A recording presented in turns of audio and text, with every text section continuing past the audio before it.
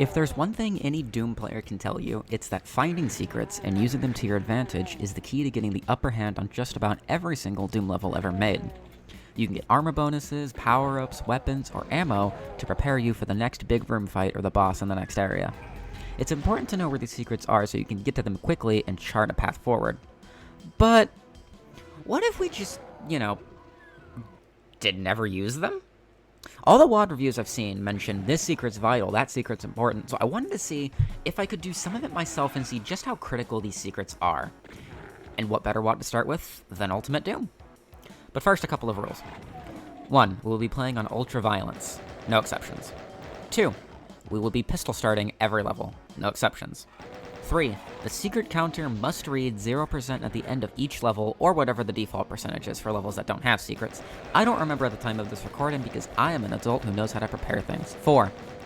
Saves are 90% manned. I'll only save if I get very, very, very angry at a level. Rule number 5, I suck. Additionally, I'll try to go for 100% kills in every level, but considering some levels have enemies locked behind secrets, this won't be possible. I'll try to go for as many kills as I can in those levels, however. Having 100% kills is not a requirement, just an added challenge. So if I can't get 100% kills in a level, it's no big deal. It's not going to fail the challenge. I'm playing on Xandronum using Gravis ultrasound patches for the music. Don't judge me. With all that out of the way, let's begin. E1M1 Hangar. E1M1. I don't think I need to explain much of this level to anyone watching. Like everyone else, I cleaned out the room on the left first for an early shotgun. It's been a while since I actually played on Xandronum and forgot a jump key was set and hit E by accident and scared myself when I did. The rest of my progress in this level was fairly straightforward, nothing much to note. But it was at this point down this hallway that I actually didn't consider enemies being locked behind secrets, and I had to on the fly figure out how it was going to actually resolve that. Since if secrets are banned, what do we do for enemies locked behind secrets? In the end, I decided as long as I didn't trigger the secret, it was fine. E1M1 Hangar, with 100% kills and 0% secrets, done in 1 minute and 29 seconds. E1M2, Nuclear Plant. Another fairly simple start, just a lot of spread out zombie men and an imp. This was the first level I realized I was going to have to do some monster manipulation in order to kill the shotgunners out by the supercharge. I was able to lure them by walking back to the starting door and then running back to the top of the staircase and waiting for them to turn the corner. It's fairly easy. The toughest part is making sure they're all dead. Sometimes they can be silent for multiple seconds at a time to try and bait you, so waiting about 10 or so seconds is a good idea before moving on. Past the red door, the maze itself to the side doesn't actually count as a secret, only the deeper secrets within do, so this one's free reign pretty much. It's at this point you'll want to let muscle memory take over and forget what you're trying to do and pick this secret up. Oops! Second try, and it goes a decent bit quicker than the first at the start since I already knew the idea of baiting the monsters out by the supercharge, except baiting the shotgunners took about double the amount of time because they wanted to hug the windows so I couldn't shoot them. If it's on the other side the shotgunners were stuck on, I used the ledge with the green armor to basically the same effect. Back in the maze, this time with my gamer goggles on and paying attention this time. The rest was easy. Up the staircase, the enemies in the chainsaw secret can be killed using this side elevator, so no risk of activating the secret. The rest is straightforward and doesn't really need an explanation. E1M2 Nuclear Plant with 100% kills and 0% secrets, done in 5 minutes and 30 seconds. E1M3 Toxin Refinery. So this is the first level that's impossible to get 100% kills on, as 2 secrets have enemies locked behind them. The majority of this level is straightforward. The only way to go is the left path to go get the blue key, so I do so, using the barrels to my advantage. This little window with the zombie men and shotgunners is a little agitating, and I got really low trying to snipe the shotgunner, and my first attempt at luring him didn't work, so I decided to lure him the other direction and clear the sewage platform out at the same time. That time it worked. After getting the blue key, the next area was the semi-secret path leading up these stairs here. It doesn't actually count as a secret itself, so it's fair game. After killing the enemies in this room, I decided to take care of the imps by the supercharge, and this can be a little bit difficult because you don't actually have a lot of room to aim at them with. The luring trick worked decently enough though, but the pillar with the supercharge on it can be a little bit nasty trying to aim at them. Moving on to the blue room, this secret here counts as soon as you step into it, so I decide to snipe the imp and move on. The rest of the level not really being noteworthy. E1M3 Toxin Refinery with 86% kills and 0% secrets, done in 4 minutes and 58 seconds. I didn't look at the map to see the actual kill count. Oops! E1M9, Military Base. Alright, so technically, This level shouldn't even be here because reaching it would void E1 M3.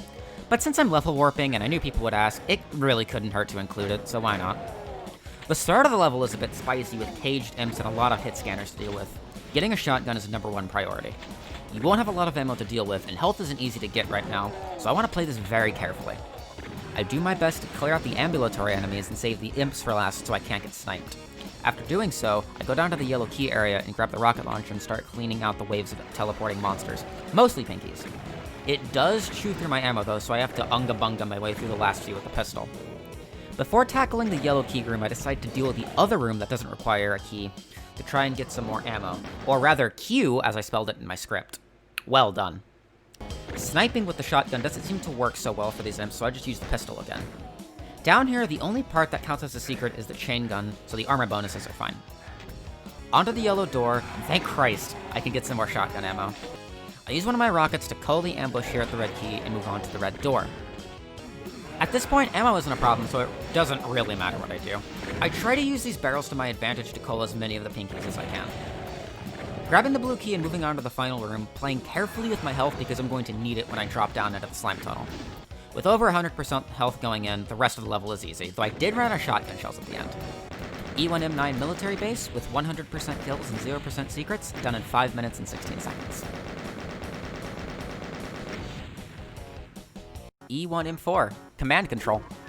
This one's very straightforward. Only 3 secrets, 1 in the very starting room, and the other 2 are combined down in the sewage tunnel, so they're very easy to avoid. I take this level very slowly because there's a lot of twisting hallways and multiple paths to take, so I want to be sure I can get everything, though I did go through this semi-irregularly from how I normally do so. I kinda got lost looking for enemies in the beginning. When I drop down in the sewage tunnel, I'm careful to kill the shotgunner without triggering the secret there. Walking up on the actual ledge will trigger it. I go through the maze very slowly with liberal use of the chain gun to quickly kill the pinkies to make sure I don't miss anything. Other than that, the rest of the level isn't really a whole lot of note. Things won't start getting interesting for a bit, although the game did try to troll me.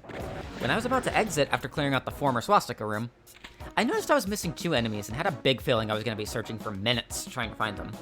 But there were 2 imps just chilling in the middle room near the start. You can even pinpoint the exact spot in my movement. I noticed them. Have a look.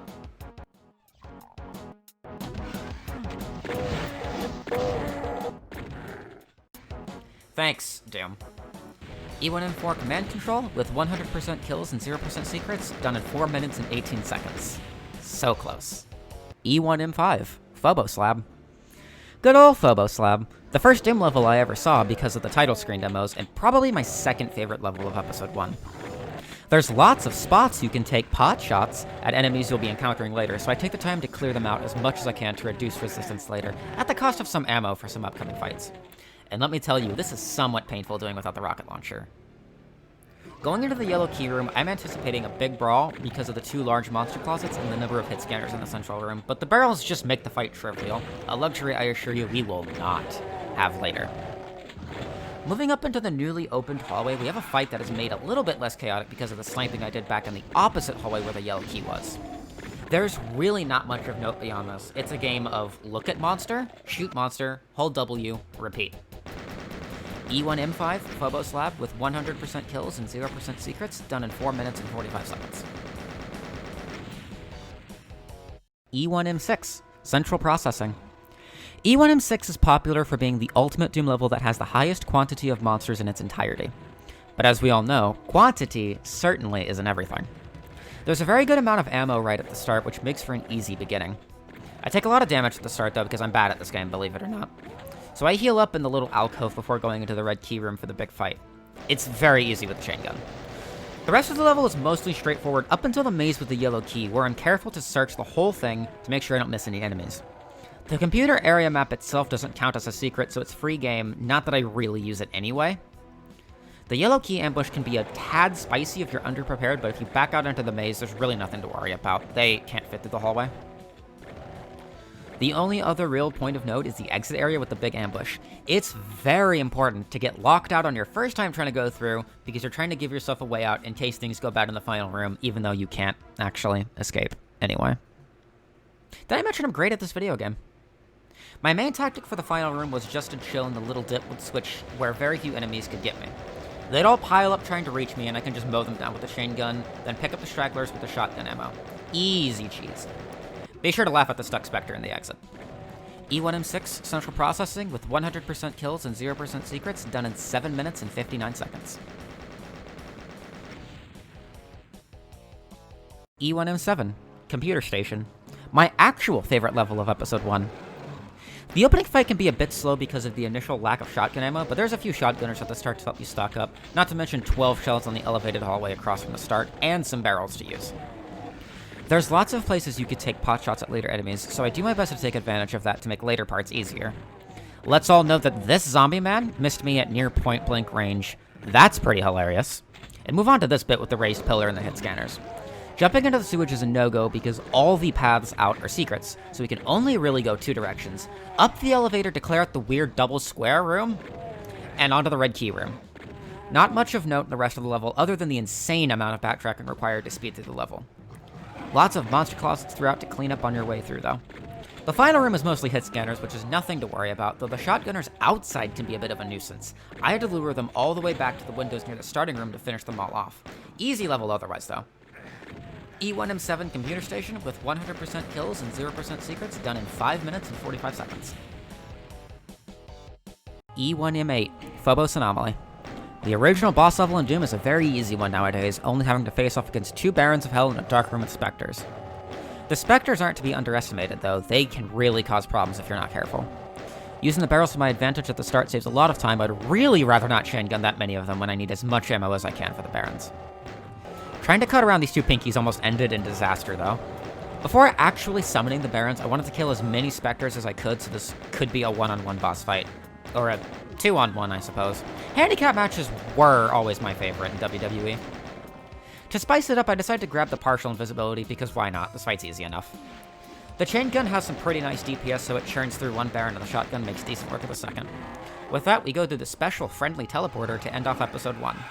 I didn't have the intermission screen, so who knows how many kills I actually got. And I think that's going to do it for this video. I made the decision during editing to only do episode 1 for this first video so that I could get something out while the creative juices were flowing, but of course, I do plan on doing episodes 2, 3, and 4 as well. This is my first attempt at doing something of this magnitude, and video editing, script writing, and everything except playing the game is not something I'm super used to for the purposes of a video. Thank you very much for watching. If you enjoyed this video, let me know by liking it. If you really enjoyed this video, give me a subscribe. If you super duper really enjoyed this video, let me know what your favorite WOD is you'd like to see with these conditions. Who knows? I just might play it. Bye for now, friends.